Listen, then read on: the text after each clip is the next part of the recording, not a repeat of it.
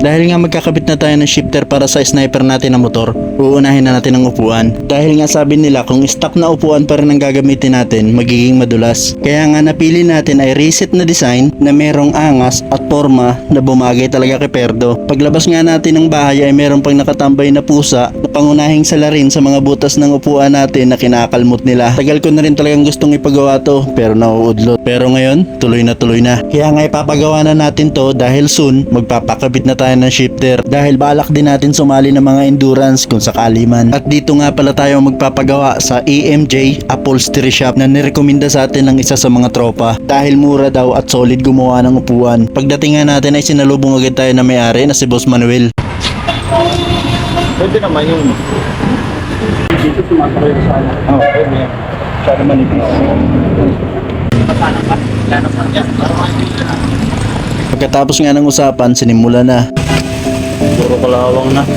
Nang dahil nga maglilimang taon ang stock natin na upuan, inaasahan ko na to na basang-basa yung loob kaya binilad muna. At ganitong design nga yung napili natin para sa motor natin na si Perdo na kung tawagin ay reset na bagay daw sa mga nakashifter na sniper. Marami rin silang mga display dito na upuan na magaganda at quality. Dahil kung hindi mo kaya maghintay, pwede mo na rin iswap yung upuan na gusto mo. Magsisimula sila sa 400 pesos kasama na yung taba, seat cover at depende sa design na gusto mo at wala pang hidden charges mga kalpa. Dito nga pala sila located mga kalpa sa May Abad Santos, Tayuman. Dahil wala silang Facebook page, pwede nyo silang puntahan diretso na rito. Yung foam ng upuan natin, halatang laging basa, nangingitim na. Dahil sa mag-aapat na taon na rin puro kalmot ng pusa, puro butas na. Meron din pala tayong tropang nakasabay na pinagawa niya rin yung upuan ng NMAX niya.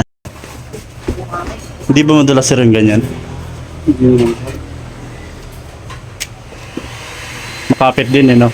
Receipt cover yung pinakabit niya na mayroon pang cover na plastic na mabilis lang ginawa dahil hindi na tinubasan at napakamura pa. At dahil tuyo na yung foam natin, sisimula na. Meron nag-ano ng page kasi tukoy na rin kasi ng tao.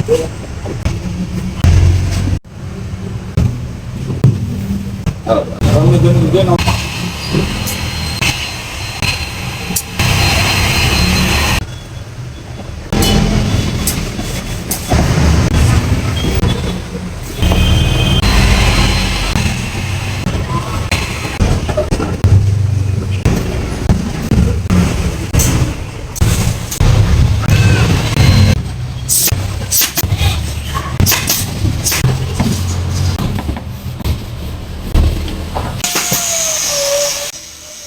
Grabe ang daming pinagdaan ng patong ng upuan natin mga kalpa. At si Chad nga pala tong gumagawa ng upuan natin na para bang immune na sa pandikit nila na rugby.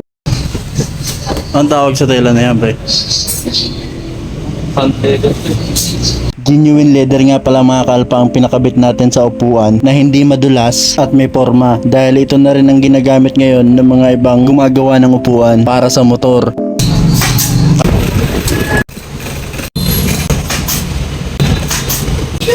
Pang paano yung plastic, pre? Kapag nabutas, hindi ka pasukan ng tubig. Hindi basta-basta mabasukan ng tubig, no?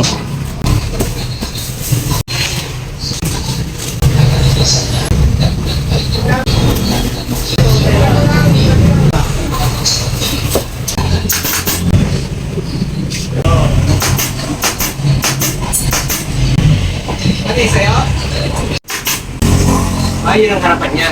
Totoo nga mga kalpa, napakaangas at pulido ng mga gawa nila dito. Tingnan mo naman to. Ito na yung inaasam nating reset na upuan kanina, napakaangas. Natapos na at ikakabit na bumagay talaga sa motor natin na si Perdo. Ang sarap na ibiyahe nito na nakashifter. Pagkatapos niya, nagpaalam na tayo kay Boss Manuel na napakabait. Manuel, sige. Highly recommended ko sa inyo to mga kalpa. Napaka-quality ng gawa nila at mura pa. Dito sa AMJ Upholstery Shop na sa May Abad Santos Tayuman lang to mga kalpa. Napakabilis hanapin dahil kilalang kilala sila dito sa paggawa ng upuan sa motor. So yun lang mga kalpa, ride safe lang palagi. Kung isa ka mang commuters, ingat lagi. Napakasulit ng upuan na ito. Salong-salong islot.